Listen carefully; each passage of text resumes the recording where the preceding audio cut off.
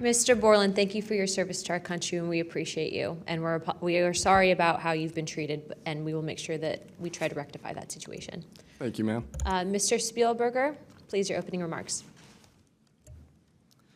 Chairwoman Luna, Ranking Member Crockett, and Task Force members, thank you for the opportunity to testify here today about the importance of strengthening whistleblower protections, especially in the context of national security.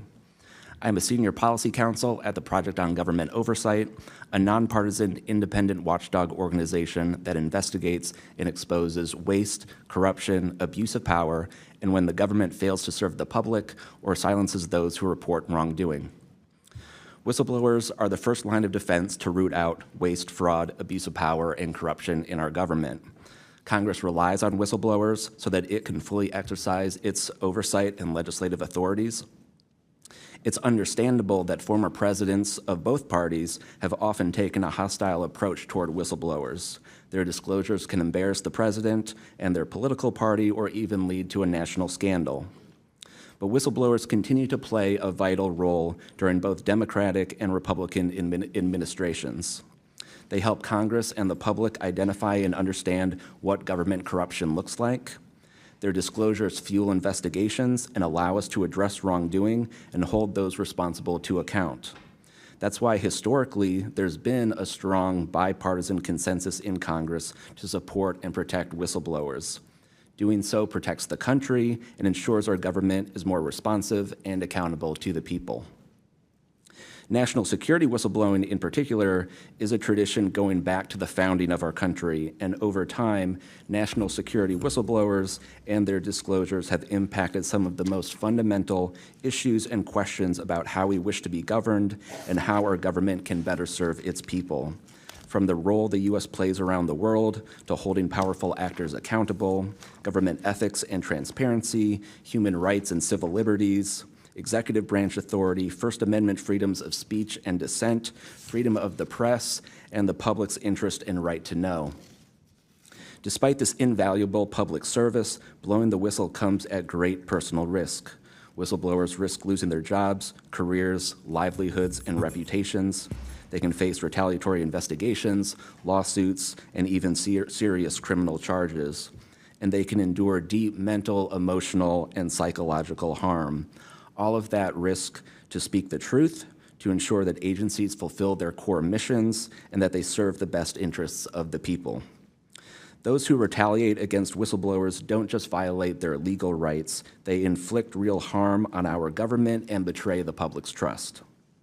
Targeting whistleblowers instead of the corruption they expose wastes agency resources and further allows that corruption to continue unaddressed. It can instill a chilling effect across an agency, fostering a climate of fear and distrust, quieting dissent and free speech, and deterring potential whistleblowers from coming forward in the future. Whistleblowers are often some of the most dedicated and principled public servants we have because of their willingness to put themselves on the line to do what's right. And Congress has historically supported them, again, on a bipartisan basis, but unfortunately, whistleblowing has increasingly become more politicized, with support for whistleblowers often hinging on which party is in power and which party is politically inconvenienced by the misconduct being exposed. But to be clear, targeting whistleblowers individually risks undermining whistleblowing, period. POGO advises members of Congress on both sides of the aisle to focus on the evidence, not the individual. We will always need whistleblowers to achieve the government that best serves its people, because when people of conscience, integrity, and good character refuse to speak up out of fear, complacency, or self-preservation, and leave corruption to fester behind closed doors, that is probably the most dangerous risk of all. If we are serious about increasing government transparency and restoring the public's trust, we need public servants committed to the truth. Whistleblowers need safe and effective channels to make lawful disclosures. They need stronger protections against retaliation, and when they do face retaliation, they need a fair shot to be made whole. Congress has made strides to pass whistleblower legislation, and these laws need to be updated and expanded so that whistleblowers truly receive the protections they need, retaliators are held accountable, and we can achieve the type of government the people deserve. We strongly urge Congress to continue its historic tradition of championing the rights and protections of all whistleblowers. Thank you again for the opportunity to testify here this morning.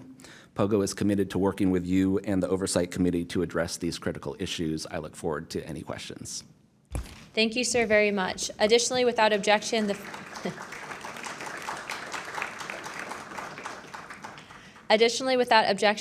following members are waived onto the task force for the purpose of questioning witnesses at today's hearing: Representative Perry of Pennsylvania and Representative Grothman of Wisconsin.